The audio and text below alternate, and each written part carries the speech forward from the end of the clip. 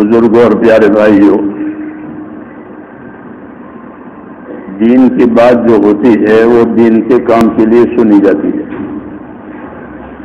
اور دین کے کام کے لیے سنائی جاتی ہے۔ قاعدے کی بات ہے، تجارت کی بات تجارت کے لیے ہوتی ہے، کاروبار کی بات کاروبار کے لیے ہوتی ہے، اور دین کی بات دین کے لیے۔ اس لیے اسی نیت سے سننی ہے کہ دین کی بات دین کے کام کے لیے سننی ہے۔ اور کون سا سننا اللہ کو پسند ہے؟ کون سا سننا اللہ کو پسند ہے؟ ہاں، لوگ بہت سنتے ہیں آج کل تو ہے، جی ہاں، سننا ہی سننا ہے ہر طرف سے، کہ کون سا سننا اللہ کو پسند ہے اور کیسا سننا اللہ کو پسند ہے۔ تو ہم کو اس کی تعلیم دی ہے کہ کون سا سننا اللہ کو پسند ہے، کیسا سننا پسند ہے۔ اس لیے یہ بھی جاننا ضروری ہے کہ کیسا سننا پسند ہے، کون سا سننا پسند ہے۔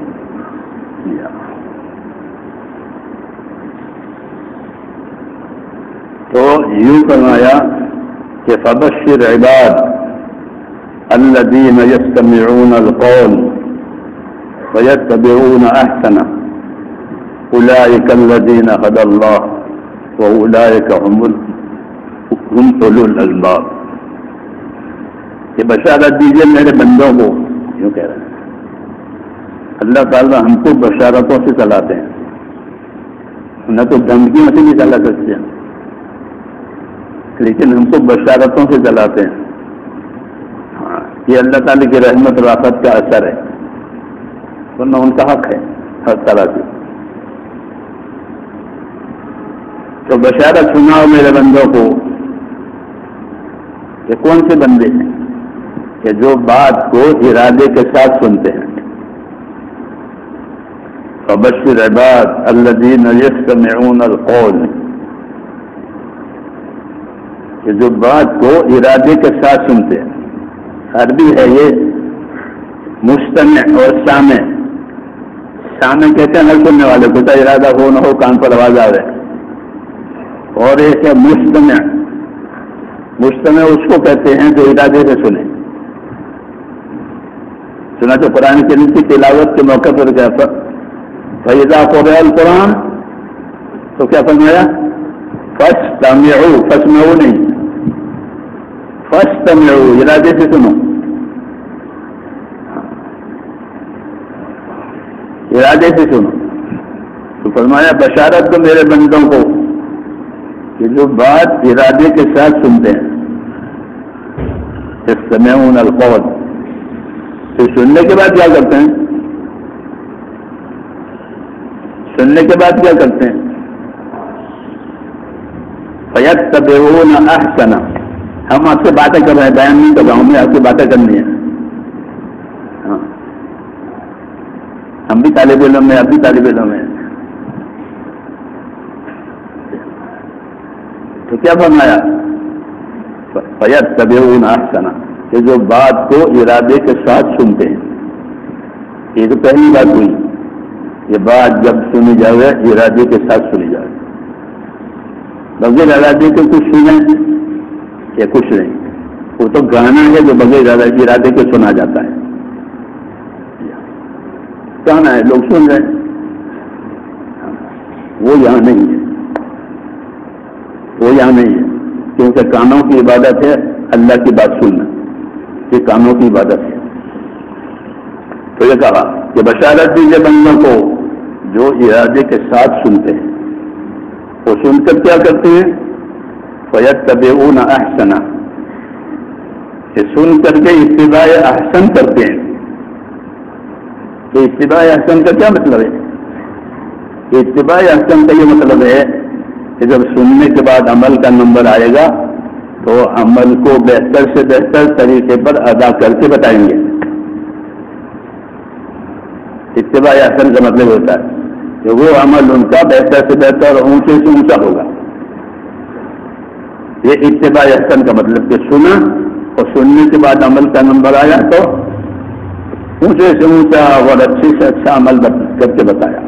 جیسے آدمی اپنی ضرورت کی چیزیں اچھی سے اچھی بناتا ہے, کھانا ہو, کپڑا ہو, ضرورت کی جتنی چیزیں ہیں اپنی حیثیت کے مطابق اچھی سے اچھی بنائے گا, کیونکہ وہ اپنے لیے کر رہا ہے. ایسے بھی دین کے جتنے کام ہیں وہ بھی اپنے لیے ہو رہے ہیں, دوسروں کے لیے نہیں ہو رہے ہیں, اپنے لیے ہو رہے ہیں. اس لیے آدمی کی سعادت ہے کہ وہ اس کو اچھے سے اچھی طریقے سے کرے, اپنے عمل کو اچھے سے اچھا بناوے, عمل میں خوبی پیدا کرے. ہاں, کیوں کہ ہر چیز کی خوبی ہوتی ہے, اسی خوبی کی وجہ سے اسے فائدہ اٹھایا جاتا ہے. عمل میں اپنے اندر خوبی پیدا کرے. ہاں, جیسے حضور صلی اللہ علیہ وسلم نماز پڑھ کر دعا مانگتے تھے, رب اعنی علی ذکرک و شکرک و حسن عبادتک, اے اللہ میری اعانت و مدد فرما تیرے ذکر کرنے پر, تیرے شکر کرنے پر اور تیری اچھی سے اچھی عبادت کرنے پر. جی ہاں, تو اتباع احسن کا یہ مطلب ہے کہ جب عمل کا نمبر آئے تو اپنے عمل کو اچھے سے اچھا اور اونچے سے اونچا بنا کر اللہ کے لیے پیش کریں. ہاں, یہ اتباع احسن ہوا, وہ یہی اصل ہے. تو جب یہ کریں گے تو اولئک الذین ھداھم اللہ واولئک ھم اولو الالباب, یہ وہ قسم ہے کہ جن کو اللہ نے رہبری کی ہے, ہدایت دی ہے, اور یہ وہ قسم ہے جو سمجھدار ہے. یہ سمجھداری کا یہی تقاضا ہے. تو میرے دوستوں اور بزرگوں, بات یہ ہے, یہ بات کی سننے کا یہ تقاضا ہے کہ اس کو جب سنیں تو دل کے ارادے کے ساتھ اور عمل کا نمبر آوے تو اپنے عمل کو اونچے سے اونچے انداز سے اللہ تعالیٰ کے لیے پیش کریں. کیونکہ مقصد یہی ہے. بہرحال ہمیں اس وقت دنیا کو جو اللہ تعالیٰ نے ہم کو بنایا, ہمارے لیے بنائی ہے, کہتے ہیں کہ دنیا ذمہ داریوں کے پورا کرنے کی جگہ ہے اور آخرت بدلہ پانے کی جگہ ہے. یہ ترتیب ہے اللہ تعالیٰ کی کہ دنیا کو ذمہ داریوں سے پورا کرنے کے لیے بنایا اور آخرت کو بدلہ چکانے کے لیے بنایا. اس لیے حضور صلی اللہ علیہ وسلم نے فرمایا حدیث پاک میں کہ اللہ تعالیٰ نے دنیا کو تمہارے لیے پیدا کر دیا اور تم کو آخرت کے لیے بنایا. ان الدنیا خلقت لکم وانکم خلقتم للآخرہ. یہ ترتیب ہے کہ دنیا ساری کے ساری تمہارے لیے پیدا کر دی گئی ہے. اس جملے میں بشارت ہے. حدیث کے دو جملے, ان الدنیا خلقت لکم, دنیا ساری کے ساری تمہارے لیے پیدا کیا, اپنے کام میں لاؤ, اپنے ضرورتیں پوری کرو, اس سے اپنے آخرت بناؤ. یہ بشارت کا پہلو ہے. ان الدنیا خلقت لکم. آگے کا جملہ ذمہ داری کی بات ہے. آگے کا جملہ حدیث پاک میں ذمہ داری کی بات. ان الدنیا خلقت لکم, دنیا تمہارے لیے پیدا کی ہے. یہاں کا سونا, یہاں کی شادی, یہاں کی نعمتیں, یہاں کی سب آپ کے لیے. بلکہ صرف پیدا ہی نہیں کی ہے بلکہ پیدا کر کے اللہ تعالیٰ نے دنیا کو ہمارے کام میں لگایا ہے. کام میں لگایا ہے. وسخر لکم ما فی الارض جميعا, یہ زمین کی تمام مخلوق کو اللہ نے تمہارے کام میں لگایا ہے. صرف پیدا نہیں کی ہے کہ تمہارے کام میں لگایا, تمہاری خدمت میں, تمہاری ضرورت میں. چنانچہ ہر چیز اللہ کے امر سے بندوں کی خدمت کے لیے, بندوں کے کام کے لیے ہے. کوئی چیز منع نہیں کرے گی. آپ کسی جانور پر سواری, کوئی جانور نہیں منع کر سکتا, چاہے ہاتھی ہو چاہے اونٹ ہو. وہ مسخر ہے. کیا ہے؟ مسخر. یعنی کیا دعا پڑھتے ہیں جب سواری پر سوار ہوتے ہیں تو سبحان الذی سخر لنا هذا. یہ تسخیر شاہ عبد القادر صاحب مودی سے ترجمہ کیا, تمہارے کام میں لگایا ہے. تمہارے کام میں لگایا تمام چیزوں کو. جانور پر سوار ہوتے ہوئے سبحان الذی سخر لنا هذا, تاکہ وہ پروردگار جس نے اس کو ہمارے کام میں لگایا. اب وہ انکار نہیں کرتا, ہاتھی ہو, اونٹ ہو, کوئی بھی ہو. مسخر کہ تمہاری خدمت میں لگا دیا, تمہارے کام میں لگا دیا.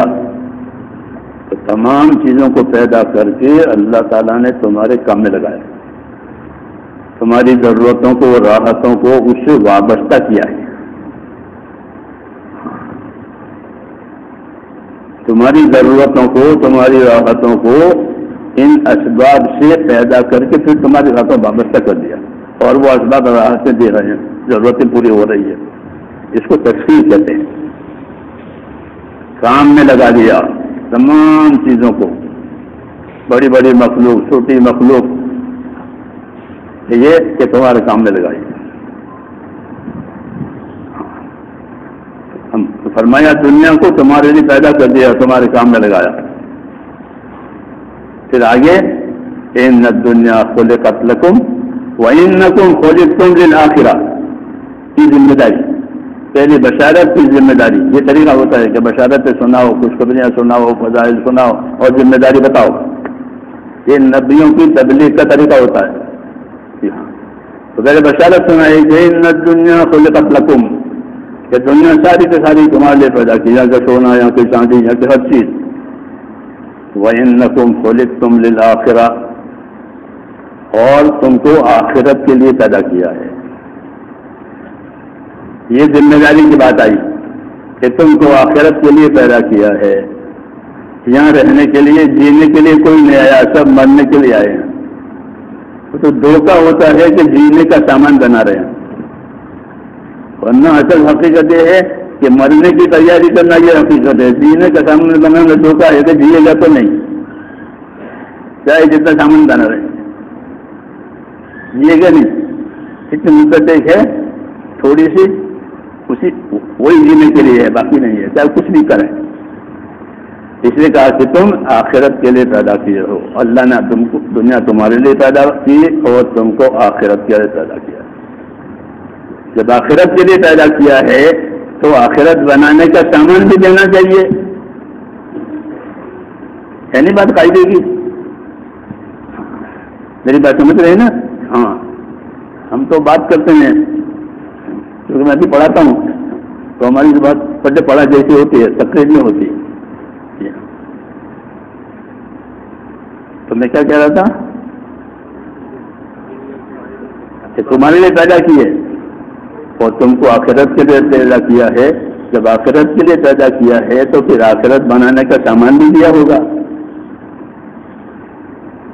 ہاں, ورنہ آخرت کیسے بنے گی؟ تو آخرت بنانے کا کیا سامان ہے؟ کہتے آخرت بنانے کا سب سے بڑا سامان جو ہے وہ ایمان ہے, لا الہ الا اللہ. یہ آخرت بننے کا سامان ہے سب سے پہلا. کہ جو بھی نبی آیا وہ اسی بات کو لے کر آیا کہ لا الہ الا اللہ, ایک اللہ ہے, اس کے سوا کوئی عبادت کے لائق نہیں ہے, اسی سے اپنا تعلق پیدا کرو. آخرت بننے کا پہلا سامان وہ ہے لا الہ الا اللہ. آدم علیہ الصلوۃ والسلام سے لے کر کے جناب رسول اللہ صلی اللہ علیہ وسلم تک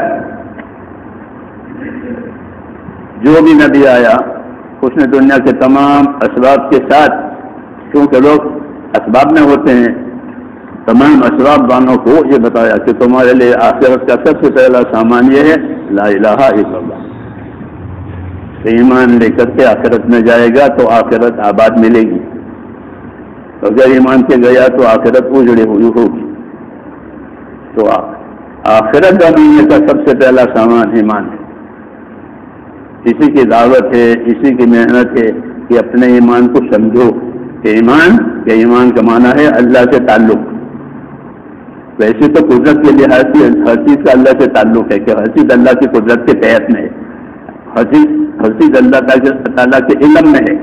تو علم قدرت کے لحاظ سے تو ہر چیز کو تعلق ہے. ہم کو جو تعلق دیا ہے وہ الگ ہے کہ اللہ سے تعلق پیدا کرو. یہ کون سا تعلق؟ ایمان کا تعلق. ایمان کے تعلق کا کیا تقاضا ہے؟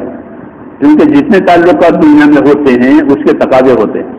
بیوی بچوں سے تعلق ہے تو ان کا تقاضا ہے, جس کاروبار سے تعلق ہے تو اس کا تقاضا ہے, ملازمت سے تعلق ہے تو اس کے تقاضے ہوتے ہیں. یہ فائدے کی بات ہے کہ ہر تعلق کا تقاضا, اگر وہ تقاضا پورا ہوتا ہے تو وہ تعلق کا حق ادا ہوتا ہے, وہ تقاضا پورا نہیں ہوتا تو وہ تعلق کا حق ادا نہیں ہوتا. قاعدے کی بات ہے نا. تو لا الہ الا اللہ کے ذریعے سے اللہ کا تعلق کہ میرا اللہ ہے، میں اس کا بندہ ہوں، میری زندگی، میری موت، میرا نفع، میرا نقصان، وہ سب میرے اللہ کے قبضے میں ہے اور کسی کے قبضے میں نہیں ہے۔ وہیں سے آئے گی جو کچھ آئے گی، وہیں سے روکی جائے گی جو چیز روکی جائے گی۔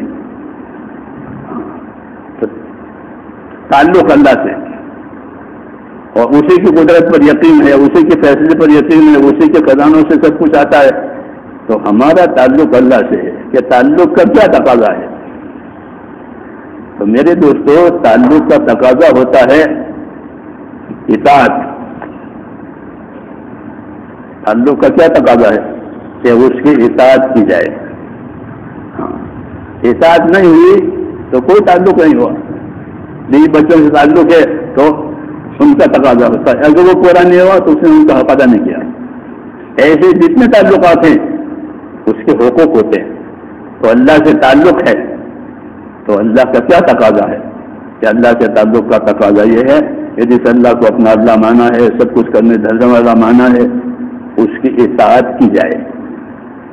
وَمَا أَرْسَلْنَا مِن رَّسُولٍ إِلَّا لِيُطَاعَ بِإِذْنِ اللَّهِ۔ جب کبھی ہم نے کوئی رسول بھیجا ہے تو اسی موضوع کو لے کر ضرور آیا ہے۔ وہ کیا؟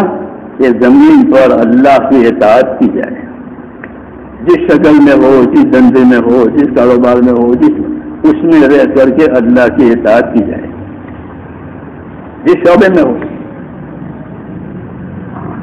آخرت بنانے کے سامان کہ اللہ سے تعلق اور پھر اللہ تعالیٰ کی اطاعت۔ صرف ہمارا تعلق نہیں، وہ کوئی فائدہ نہیں دیتا، بلکہ تعلق کا تقاضا ہے اللہ تعالیٰ کی اطاعت۔ اس لیے آخرت بنانے کے لیے جو اسباب ہم کو دیے ہیں وہ ایمان ہے، اور ایمان کے ساتھ اللہ کی اطاعت ہے۔ اطاعت کا مطلب یہ ہوتا ہے کہ اپنی ساری صلاحیتیں، اپنی ساری طاقتیں یہ خدا کے حکم کے تابع ہو جائے۔ مطیع اور منقاد اس کو کہتے ہیں جنہوں نے اپنی صلاحیتوں کو اللہ تعالیٰ سے پابند کیا ہے۔ جب اللہ تعالیٰ کی اطاعت ہوگی تو پھر اطاعت کے اثرات پڑیں گے کہ اللہ کی اطاعت کے کیا اثرات ہیں؟ کہ اللہ کی اطاعت کے اثرات اللہ کی رحمت ہے۔ اطیعوا اللہ واطیعوا الرسول لعلکم ترحمون۔ اطاعت کرو اللہ کی، اطاعت کرو اس کے رسول کی، تاکہ تم پر رحم ہو جائے۔ تو اپنے تعلق کا تقاضا بتایا، اپنے تعلق اور تقاضے کا نفع بتایا۔ یہی طریقہ ہوتا ہے دعوت میں کہ ذمہ داری بتاؤ، ذمہ داری کا نفع بتاؤ، اس کے نہ ہونے کا نقصان بتاؤ، تاکہ ہر آدمی کو اللہ نے عقل دی ہے اپنا نفع نقصان سمجھ کر اپنے آپ کو اللہ کی اطاعت پر قائم کرے۔ کوئی زبردستی کسی کے ساتھ نہیں ہے۔ جی ہاں، اپنا نفع، اپنا نقصان، اپنی کامیابی، اپنی ناکامی اس کو ملحوظ رکھے نفع نقصان کے ساتھ۔ تو یہ کہا کہ اطیعوا اللہ واطیعوا الرسول لعلکم ترحمون۔ اطاعت کرو اللہ کی، اطاعت کرو اس کے رسول کی، تاکہ تم کامیاب ہو جاؤ، تم پر رحم ہو جائے۔ تو یہ رہبری فرمائی کہ جتنی رحمتوں کے حالات ہوتے ہیں اس کا راستہ ایک ہی ہے، اطاعت۔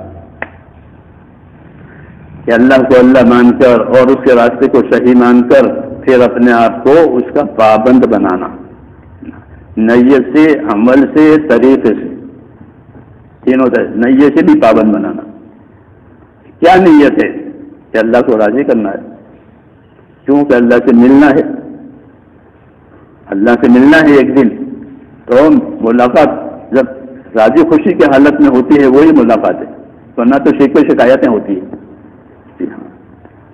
اللہ کو راضی کرنا ہے، اور اللہ کا راضی ہو جانا، کہ اللہ کا راضی ہو جانا یہی سب سے بڑی بات ہے۔ کہ اللہ راضی ہو گئے، ورضوان من اللہ اکبر، کہ اللہ راضی ہو گئے کہ سب سے بڑی بات ہو گئی۔ تو اللہ تبارک و تعالیٰ میرے دوستوں جو ہم سے راضی ہوگا وہ اس کے دین سے راضی ہوگا، اس کے اطاعت سے راضی ہوگا۔ اس لیے یہ ذمہ داری ہے آخرت بنانے کے لیے اللہ تعالیٰ کا تعلق اور اللہ تعالیٰ کی اطاعت. اطاعت ایک عام لفظ ہے کہ اپنی جانی مالی تمام صلاحیتوں کو تمام طاقتوں کو حکم کے تابع کرنا، اس یقین کے ساتھ کہ اس میں میری کامیابی ہے، کوئی بوجھ نہیں بلکہ یقین کے ساتھ، امید کے ساتھ. امید بھی رکھنی ہے کہ اطاعت کرنے سے ہی رحمتوں کے حالات دنیا میں بھی آئیں گے آخرت میں بھی آئیں گے. حضور صلی اللہ علیہ وسلم نے یہی تعلیم دی ہے کہ ابشروا واملوا، بشارتیں سنا کرو اور اللہ سے امیدوار رہا کرو. بشارتیں سنا کرو، فضائل سنا کرو، اور فضائل و بشارت سن کر کہ اللہ سے امیدوار رہو اسی کے کہ ایسے حالات لاوے گا اللہ جو تمہیں خوش کر دے گا. ابشروا واملوا ما یسرکم، کہ بشارتیں سنو اور امیدوار رہو یقین کرتے اس بات سے کہ اللہ ایسے حالات لاوے گا تمہارے لیے کہ جو تمہیں خوش کر دے گا. ایک مرتبہ حضور صلی اللہ علیہ وسلم کے پاس صحابہ کرام آئے اور شکایت کی. یہ شروع کا زمانہ تھا. یا رسول اللہ سخت خوف کی حالت ہے، سخت تنگی کی حالت ہے، آرام بھی نہیں ہے، پیٹ بھرا کھانا بھی نہیں ہے، خوف ہے. آپ دعا کیوں نہیں فرماتے؟ آپ مدد کیوں نہیں کرواتے؟ اللہ تدعو لنا الا تستنصر لنا، آپ دعا کیوں نہیں فرماتے؟ آپ مدد کیوں نہیں کرواتے؟ ہوتا ہے کہ اپنے بڑوں کے سامنے بات لے جاتے ہیں، قاعدے کی بات ہے. بچے باپ کے سامنے بات لے جائیں گے، دوسرے جو ہیں گے وہ اپنے بڑوں کے سامنے بات لے جائیں گے کہ بھائی یہ مسئلہ ہے، آپ اس کے لیے کچھ کریں. تو یہ بات لائے کہ آپ دعا کیوں نہیں فرماتے، آپ مدد کیوں نہیں کرواتے؟ پیٹ بھری روٹی بھی نہیں ملتی ہے، خوف میں زندگی گزرتی ہے. تو اب اس کا کیا جواب تھا؟ ایک جواب تو اس کے لیے تھا بھائی سر پر ہاتھ پھیر کے کوئی بات نہیں، ایسا ہو جائے گھبراؤ مت. جیسے بڑوں کا طریقہ ہوتا ہے کہ بچے نے کوئی شکایت کی تو آپ نے ایسا نہیں کیا، کیونکہ آپ کی ذمہ داری الگ ہے. آپ کی ذمہ داری ہے تربیت،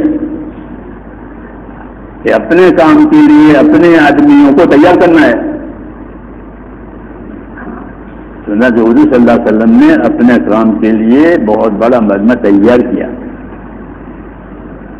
جو آپ صلی اللہ علیہ وسلم کے کام سنبھالنے والے ہو گئے، کیونکہ مطلوب اور مقصود یہ تھا کہ یہ مجمع ہمارے کام کو سنبھالنے والا بنے. اس لیے آپ نے ان کی درخواست کو صرف اتنا ہی نہیں قرار دیا کہ کوئی بات نہیں ہو جائے گا، میں دعا کر رہا نہیں کریں. یہی طریقہ ہے، کیوں کہ ہم کو کام بھی کرنا ہے اور کام کا بننا ہے. کام کرنا ہے اور ہمیں کام کا بننا ہے اور کام والے بنانے ہیں. کام والے بنے، کام کو مقصد بنا کر کرنے والے بنے، تب جا کر کے میرے دوستوں دین کو دنیا میں جگہ ملے گی، ورنہ اس کی جگہ تو دبا دی گئی ہے. جگہ اس کی دبا دی گئی ہے. جب یہ بات ہوگی کہ ایسے بندے پیدا ہوں گے جو کام کو کام بنا کر کرنے والے بنیں گے، تو پھر اللہ تعالیٰ دین کو جگہ دے گا. اب دین کی جگہ نہیں ہے، رک گئی ہے، میرے پاس وقت نہیں ہے، میرے پاس فرصت نہیں ہے، میں مشغول ہوں. یہ شخصی زندگی بھی ایسی ہے، اجتماعی زندگی بھی ایسی ہے. یہ شروع سے ایسی ہے. تو پھر تو اس کے لیے ایسا بنانا تھا. تو جب وہ لوگ شکایت لائے تو آپ صلی اللہ علیہ وسلم نے ان کو تسلی کا جواب نہیں دیا، بلکہ ترقی اور تربیت کا جواب دیا ہے. ایک تسلی کی بات اچھی بات ہے، انشاءاللہ ہم دعا کریں کہ گھبراہٹ ہو جائے. میری بات سمجھ میں آ رہی ہے؟ ترقی کی کیا شکل ہے؟ تو ترقی والا جواب دیا، تربیت والا جواب دیا، وہی اصل جواب ہوتا ہے. تو آپ نے فرمایا کہ کیا بات ہے بھائیو، تم سے پہلے زمانے کے لوگوں کو ان کے دین کے کام کی وجہ سے ان پر ایسے حالات آئے کہ ان کو لوگوں نے چیر دیا، دو ٹکڑے ہو گئے. ہاں، لوہے کی کنگھیوں سے ان کی کھالیں چھین دی گئی، پھر بھی انہوں نے اپنا کام نہیں چھوڑا. تمہارے ساتھ ایسا ہوا ہے؟ تمہارے ساتھ ایسا تو نہیں ہوا. جب دکھ آئی تو تمہارا کام تو ہلکا ہے، تو بوجھ کو ہلکا کیا. کہ تم سے پہلے زمانے کے لوگوں پر تو لوگوں نے اتنی زیادتی کی کہ ان کو چھین دیا، لوہے کی کنگھیوں سے ان کی کھالیں چھین دی، لیکن اس کے باوجود بھی وہ اپنے کام کو نہیں چھوڑ سکے، اپنے کام پر قائم رہے. تمہارے ساتھ تو معاملہ ہلکا ہے. پھر فرمایا کہ گھبراؤ نہیں، اللہ سے امیدوار رہو. یہ مجھے کہنا تھا کہ اللہ سے امیدوار، یہ سب ہمارے لیے بھی ہے کہ اللہ سے امیدوار رہو. ابشروا واملوا ما یسرکم، بشارتیں سنو، خوشخبریاں سنو، فضائل سنو کہ اللہ نے دین پر اور دین کے قائم کرنے پر اور دین کی زندگی ہونے پر کیا فیصلے کیے ہیں اور تمہارے ساتھ کیا ہونے والا ہے دین کے ساتھ. اس کو سنو کہ ابشروا، بشارتیں لو اور امیدوار رہو. ہاں، امیدوار رہو اللہ سے.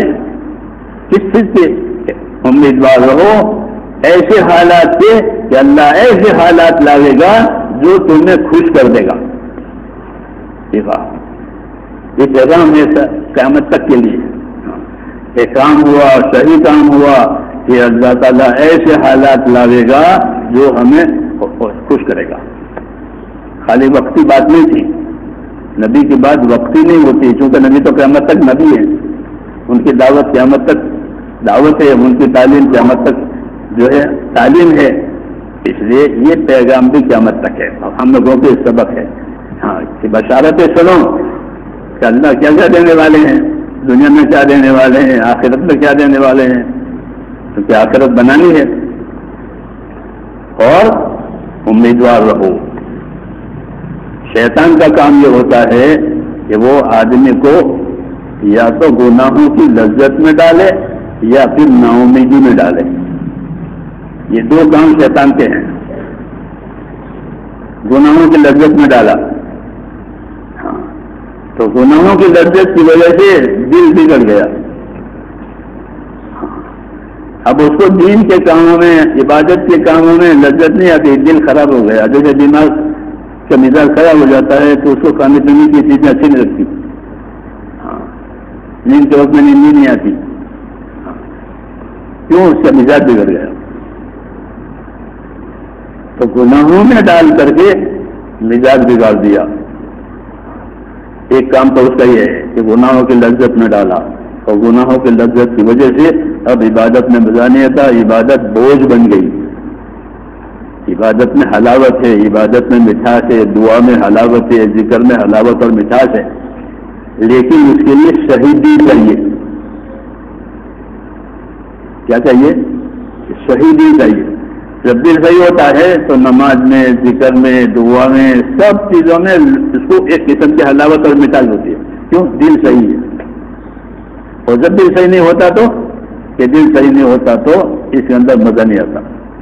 ہاں، تو جب مزہ نہیں آتا تو اس کو چھوڑ دیتا ہے. اور یہی شیطان چاہتا تھا کہ گناہوں کی لذت، دنیا کی محبت، یہ چیزیں دلوں میں پڑتی ہے تو پھر اس میں مزہ نہیں آتا، بوجھ لگتا ہے. کسی طرح سے پورا کرو، ختم کرو. یہ تو ایک تو گناہوں کی لذت دلوں میں ڈال کر کے اپنے دین سے دور کرے. دوسرا حربہ یہ ہے کہ نا امید بنا کر دور کرے. نا امید بنائے اللہ سے کہ جو کتنے عرصے سے کام کر رہے ہو، کتنے مدت سے دعا مانگ رہے ہو، کتنے وظیفے پڑھے، کچھ ہوا کہ نہ، چھوڑو، کیوں پیچھے پڑے ہو. تو حضرت جی فرماتے مولانا علی صاحب کہ نا امید بنا کر اسی کام کو چھوڑا دیتا ہے. جی ہاں، اس لیے فرمایا کہ بشارت سنو اور امیدوار رہو، کام مت چھوڑو. امیدوار رہو، کام مت چھوڑو، اللہ ایسے حالات لاوے گا جو تمہیں خوش کر دے گا۔ باقی اللہ تعالیٰ کے ہاں ہر کام ایک ترتیب سے ہے، ہر کام ایک ترتیب سے ہے۔ جیسے ہماری زندگی کے حالات میں کبھی پہلے بچپن آیا تو بچپنے کی مشغولیتیں وہ، پھر بچپنا ختم ہوا، اب کیا آیا؟ جب جوانی آئی، پھر جوانی کے جذبات، جوانی کی چیزیں، پھر بڑھاپا آیا، تو ایک دم بڑھاپا نہیں آیا، ایک دم جوانی ایک ترتیب سے ہے، بچپن آیا، جوانی لائے، بڑھاپا لایا، پھر زندگی ختم ہوئی۔ تو کل شیء عندہ بمقدار، ہر چیز اللہ کے ہاں ایک مقدار سے ہے، اس لیے وہ مقدار پوری ہونا ضروری ہے، اس لیے کوئی نا امید نہ بنے، بلکہ جو مقدار اللہ تعالیٰ چاہتے ہیں وہ پوری ہو جائے، پھر وہ حالات اللہ تعالیٰ دکھاوے گا جو خوش کریں گے۔ چنانچہ جو محنت ہوگی، جو قربانی ہوگی، جو ہوگی وہ اللہ تعالیٰ کے یہاں جمع ہوتی ہے، رائے گا نہیں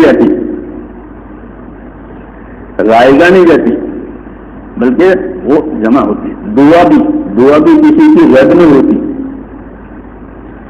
دعا کے بارے میں جو ہے مقبول بھی ہوتی ہے، محفوظ بھی ہوتی ہے۔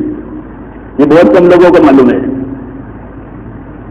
کہ دعا مقبول بھی ہوتی ہے اور محفوظ بھی ہوتی ہے۔ یہ نہیں کہ دعا ہم نے کی اور اس کو ردی میں ڈال دیا، ایسا نہیں ہوتا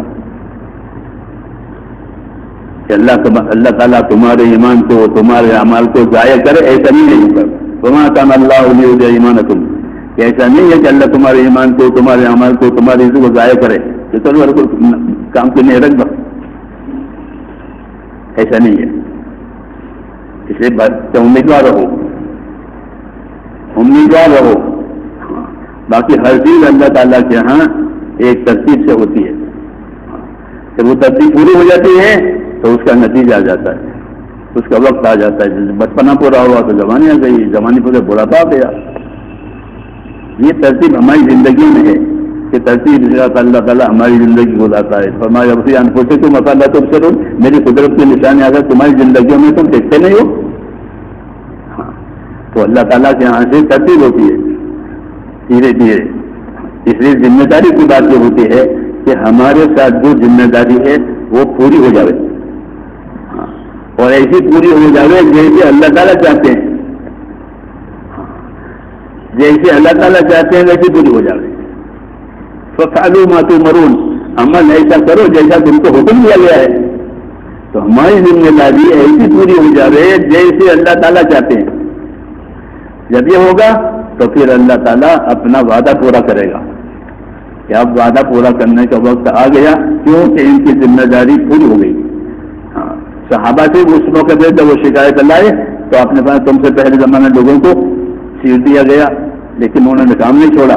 تمہارے ساتھ بھی اللہ تعالیٰ کی مدد ہونے والی ہے، وہ حالات اللہ لاویں گے جو تمہیں خوش کریں گے۔ وَلَٰكِنَّكُمْ تَسْتَعْجِلُونَ، تم تو جلدی بچاتے ہو کہ ابھی ہو جائے۔